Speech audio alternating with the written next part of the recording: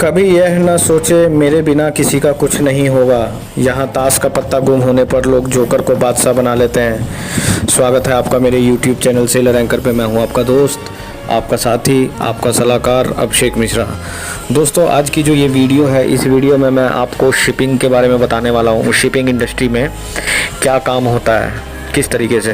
Because ये जो मैंने वीडियो बनाई है, ये मेरे साइन ऑफ के टाइम की सारी क्लिप्स हैं। इस वीडियो में आप देखेंगे मैं एयरपोर्ट पे इंतज़ार कर रहा था फ़्लाइट का। शाम के 6 बज चुके थे। तभी मेरे दिमाग में आया कि मैं जो ये यूट्यूब पे वीडियो बनाता हूँ, आखिर उनसे लोगों का क्या फ़ायदा हो रहा है। क्योंकि मुझे इतने मैसेज आते हैं दोस्तों, कई लोग बोलते हैं कि सर हमारा सिलेक्शन हो चुका है, हमारा ऑलरेडी सिलेक्शन हो गया है एंड हमें ग्रेट ईस्टर्न कंपनी मिल गई है, हमें MSC कंपनी मिल गई है, हमें एंग्लो ईस्टर्न कंपनी मिल गई है। इतना खुशी लगता है कि आखिर मेरा जो यूट्यूब चैनल है सेलर एंकर, इससे काफ़ी लोगों का भला हो रहा है। बिकॉज़ ये मोस्टली मैंने जो है जागरूकता को बढ़ाने के लिए बनाया है चैनल, जिससे लोगों को सही दिशा मिले, सही रास्ता मिले और लोग प्रॉपर वे में जाएं, प्रॉपर तरीके से जाएं। सो दोस्तों, इस वीडियो में आप देख रहे हैं किस तरीके से शिप समुद्र को चीरते हुए आगे की तरफ बढ़ रहा है और साइन ऑफ की खुशियाँ किस तरीके से चारों तरफ घूम रही है। मैं इंतज़ार कर रहा था क्योंकि हम लोगों ने लोडिंग किया था गोपालपुर में।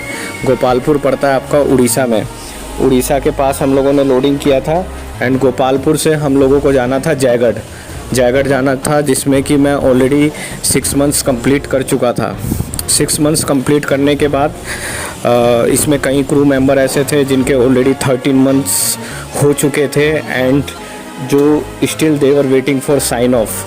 बट ये दोनों ही पोर्ट ऐसे थे जहाँ पे कस्टम और इमिग्रेशंस की फैसिलिटी अवेलेबल नहीं थी, जिसके कारण साइन ऑफ नहीं हो पा रहा था। तो शिप को डाइवर्ट करना पड़ा। शिप को हम लोगों ने डाइवर्ट किया था विजिंगम।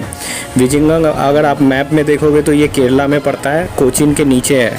कोचीन के साउथ में पड़ेगा विजिंगम। वहाँ पे हम लोगों ने डाइवर्ट करके साइन ऑफ हुआ था, साइन ऑफ किया था। आखिर क्या रीज़न था जो शिप को डाइवर्ट करना पड़ा?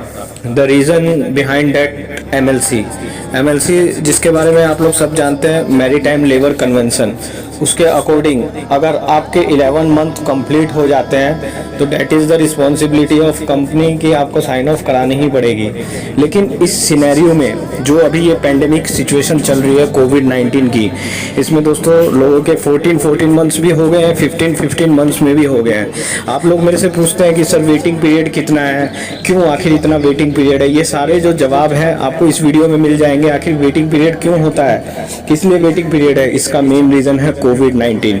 बिकॉज इस कोविड-19 के कारण ऐसी सिचुएशन बनी हुई है कि जगह जगह पोर्ट पर, जगह जगह जो हमारे शिपिंग के पोर्ट हैं या फिर कहीं एयरपोर्ट है, प्राइवेट पोर्ट्स हैं, वहाँ पे साइन ऑफ अलाउ नहीं है।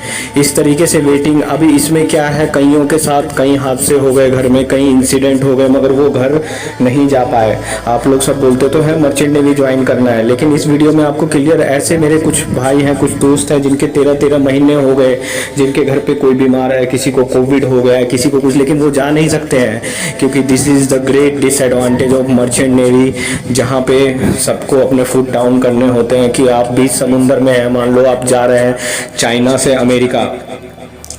अमेरिका जा रहे हैं, 40 डेज़ की वॉयज है, लेकिन 40 डेज़ में आप बीच समुंदर में कहाँ उतरेंगे। और इस कोविड-19 में सपोज डेट आप शिप को डाइवर्ट भी करते हैं तो कंट्रीज़ अलाउ नहीं कर रही है। यहाँ तक कि कई शिप्स में जैसे किसी की डेथ भी हो जाती है तो जो लोकल पोर्ट कंट्री है वो अलाउ नहीं कर रही है कोविड-19 की। तो ये सारे डिसएडवांटेज भी हैं, इसीलिए इन डिसएडवांटेजों को आपको ध्यान में होना चाहिए। ये कोई आपको बताता नहीं है।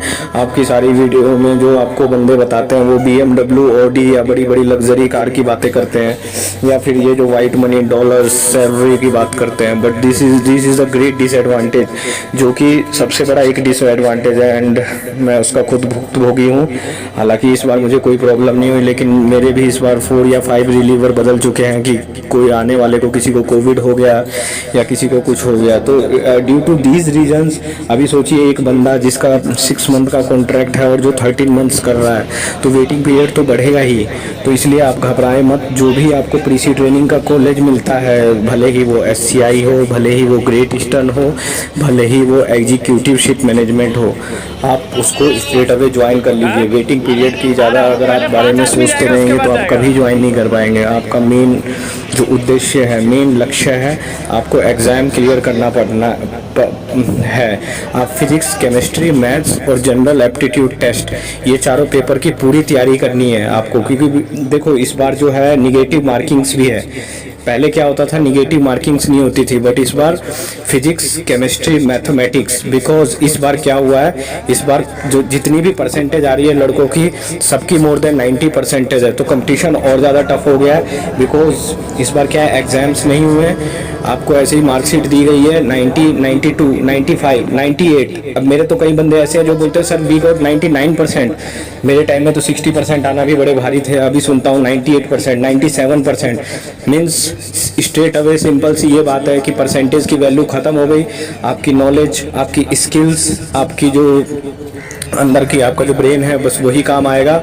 नेगेटिव मार्किंग का मतलब ये होता है कि अगर आपने जो क्वेश्चन आपको आता नहीं है, अगर आपने वो भी अटेंड कर दिया तो आपके माइनस में सीधे मार्किंग कर दी जाएगी। अब इसमें देखिए कितनी खुशियाँ होती जा रही है। बोट में हमारा सामान किस तरीके से क्रेन से पूरा लगेज रखा गया है, पूरी प्रिपरेशन हो रही है। ये बोट है, एक छोटी सी टग बोट जो कि आई थी, जिसमें कि सबका लगेज मोनो रेल से उठा के रख दिया गया है। अब स्ट्रेट अवे इसके बाद सीधे साइन ऑफ की तैयारी चल रही है। पहले क्या क्या हुआ, पहले लगेज रखा गया, फिर यहाँ पे एक पायलट लेटर है, उस पायलट लेटर के थ्रू स्टेप बाय स्टेप सब इसमें जाएंगे। लोगों के चेहरे पे इतनी खुशियाँ दिखाई दे रही है, क्योंकि सब 18 महीने, 13 14 महीने बाद घर जा रहे हैं। जिनमें कि ये ब्लू कलर का जो एक बैग है वो मेरा भी है। मैं भी खुश था, पर मैं सबके उतरने के बाद, मैं और कैप्टन साहब बाद में उतरे। ये देखिए अब मैं जा रहा हूँ, हाँ, मैं कितना हैप्पी हूँ, सबको थम्स अप दिखा रहा हूँ, बिकॉज ये मेरे क्रू हैं एंड मेरी रिस्पॉन्सिबिलिटी थी ये क्रू सब सेफली उतर जाए और शिप में कोई ऐसी प्रॉब्लम ना आए। और मैं बहुत खुश हूँ बिकॉज मेरे टीम मेंबर जो मेरे अंडर में काम कर रहे थे, वाकई में देवर जीनियस, बहुत अच्छे थे सबके सब, इंक्लूडिंग कैप्टन साहब, वो तो बहुत ही ज़्यादा अच्छे थे। तो दोस्तों ऐसा नहीं है आपको बुरे लोग मिलते हैं, बहुत अच्छे लोग भी मिलते हैं, बट उसके लिए आपको खुद अच्छा रहना पड़ता है। अब ये जो रेड कलर का जो टग बोट है, इसी में हम लोग सब गए। करीबन यहाँ से 5 नॉटिकल माइल दूर लैंड था। बस इंतज़ार था कि वो 5 नॉटिकल माइल कंप्लीट कब होंगे। लेकिन एक चेहरे पे उदासी भी थी। जो शिप पे हमारे कुछ साथी, जो 5 जिनका साइन ऑफ नहीं हो पाया क्योंकि उनके कॉन्ट्रैक्ट ख़त्म नहीं हुए, उन्होंने मेरे साथ ही ज्वाइन किया था, मगर उनके कॉन्ट्रैक्ट थोड़े बड़े थे, 7 मंथ्स के थे। तो एक मन में तो होता ही है, और इतने दिन जब आप शिप में रहते हैं तो शिप से आपको लगाव भी हो जाता है। बस कुछ ही पलों में ये बोट अलोंग साइड आने वाली है। ऑलरेडी सामान हमारा जा चुका है, हैंड ओवर टेक ओवर हो चुका है, और कुछ पलों में अब हम लोग सब यहाँ से सीधे जो है वो पोर्ट पे जाएंगे। वहाँ पे हमारा RT-PCR टेस्ट होगा। RT-PCR ये होता है कोविड के लिए टेस्ट किया जाता है। फिर वो कोविड टेस्ट के बाद क्या हुआ मैं आपको अगली वीडियो में बताऊंगा। कितने बंदों ने कोविड टेस्ट पास किया, कितनों ने कोविड टेस्ट नहीं पास किया, आखिर कौन से होटल में रखा गया। RT-PCR का सैंपल लेने हमें लैब में जाना पड़ा या लैब से टेक्नीशियन हमारी तरफ आया। इन सारे सवालों का जवाब आपको मेरी जो नेक्स्ट वीडियो है वो ध्यान से देखना। साथ के साथ मैं IMU की भी गाइड लाइंस आपको देता रहूँगा, क्योंकि मैं वीडियो से उसको कोऑर्डिनेट करता रहता हूँ। और ये वीडियोग्राफिक मेरे मतलब एक तरह से फर्स्ट ब्लॉग है। मुझे व्लॉगिंग की उतनी नॉलेज नहीं, बट फिर भी I am trying to best कि आप ये वीडियो एंड तक देखें और बोर ना हो। अगर आपको पसंद हो तो आप अपने सभी दोस्तों को लाइक, शेयर, सब्सक्राइब ज़रूर करिएगा, मुझे बहुत खुशी होगी। थैंक्स सभी का, and goodbye, take care.